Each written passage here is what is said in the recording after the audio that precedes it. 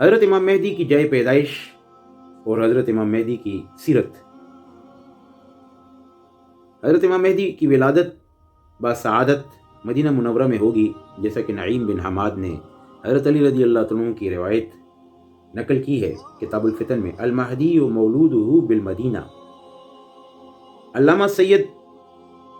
بزرنجنجی نے بھی الاشاعہ میں نعیم بن حماد ہی کی مذکورہ روایت کو نقل کرتے ہوئے حضرت امام مہدی رضی اللہ عنہ کی جائے پیدائش مدینہ منورہ کو قرار دیا ہے، جبکہ امام قرطبی نے اپنی کتاب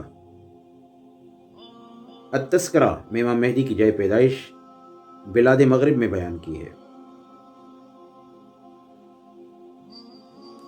حضرت امام مہدی علیہ رضوان اپنی سیرت اور اخلاق میں سرکار دو عالم صلی اللہ علیہ وسلم کے مشابہہ ہوں گے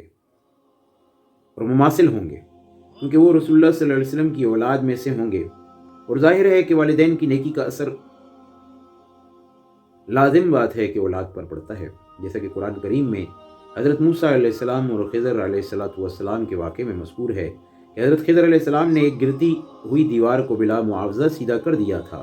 اور بعد میں اس کی حکمت یہ بیان فرمائی تھی، وَكَانَ أَبُوهُمَا صَالِحًا، ان بچوں کا باپ نیک آدمی تھا۔ معلوم ہوا کہ والدین کے نام اور کام کا اثر اولاد پر بھی نمایاں ہوتا ہے، والدین کی نیکی اولاد کے بھی کام آیا کرتی ہے۔ یہی وجہ ہے کہ حضرت امام مہدی رضی اللہ عنہ کا طور طریقہ عادات رسول اللہ صلی اللہ علیہ وسلم کے مماثل مشابہ ہوں گی، جیسا کہ صاحب مظاہر الحق جدید اس میں حدیث ہے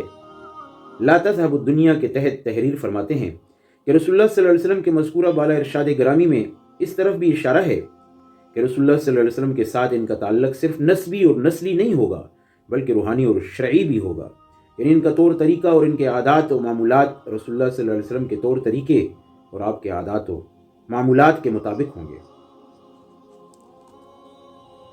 اللہ تعالیٰ آنے والے وقت میں حضرت کی